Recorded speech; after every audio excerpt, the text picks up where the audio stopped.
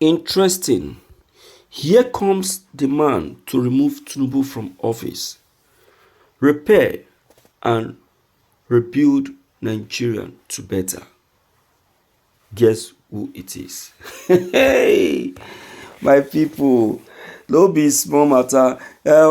You see, I'm surprised when I heard it that now prophets, prophets, prophetess, they all have now they have left um, uh, preaching and joined politics. Of a truth, when it comes to politics, it is the clergies that are supposed to occupy it. But considering the condition, the condition in the country has made them to, to be running away from profession, a profession like that. It's a very good profession. It's a godly profession. Politics. You understand? So, if prophets are moving into politics, nothing bad. But politics in Nigeria, for prophets to be involving into, is very dangerous.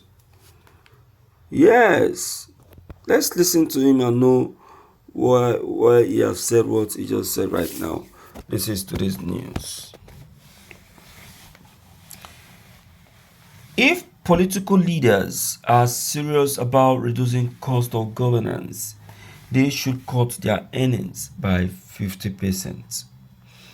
Prophet Samson Ayorinde is the founder, World Bible Church, with headquarters in Ojota. In this interview with Vivian Onyebukwa, the architect turned clergyman spoke on the state of the nation, President Tinubu's governance, economic insecurity, and ways to make the country better.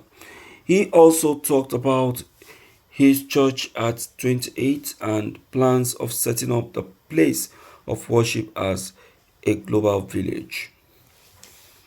What can the government do to tackle the high cost of living as a result of bad economic situation in the country?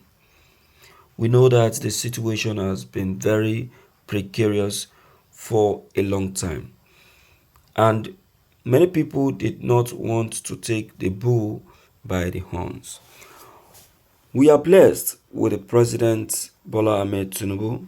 He is God's appointed for this present hour, as shown with all my previous predictions for the past 14 years. The Lord had told me about him becoming the president of this country, and it's not hidden news.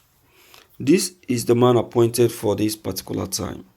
I want to appreciate all Nigerians for our resilience, tolerance, and forbearance. If what has happened in these last 2 months had happened in many parts of the world, those countries would have been on fire and on rampage. But Nigerians are resilient and tolerant, and we are just. It's painful. A lot of people are dying. People are frustrated. What the government needs to do is to look seriously into the plight of the people, not necessarily doling out 5,000 or 8,000 per family, even though they have made up their minds to go along with that policy.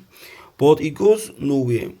This funding should have been used in getting amenities, infrastructure like generating more electricity, raising up model refineries that will serve the populace. Instead of building massive refineries, they could go on for modular refineries that could not do more than 20,000, 30,000 barrels per day, which can be in 6 geopolitical zones. There is no geopolitical zones that does not have crude oil in Nigeria. The existing refineries should be made to work. There are three already, so they need to produce two or three more because one is already in Nasarawa under construction. Yes, he is right. He is right. That is if the government can accept the truth. But we they he has a point. If they are ready to be fair in the governance, they should try it and cut down their own salary. Their own salary. Look at Tinubu. As he got into office, what did he do? He increased his own salary. He increased the salary of those in the Senate. That can you imagine? What has he done now? What has he done that has made him to increase his salary? Nigerian is hungry, and you are increasing your salary. For what now? You see that? This is our anger. This is our worries. And this is why Nigerians are not happy. You see that? All right. Let's hear from you, and let's know what's your opinion and what your thoughts on what has just been revealed right now. Maybe don't forget to leave them below the comment section. Click on the subscription buttons as well as the bell buttons to get updated each time we upload any new videos.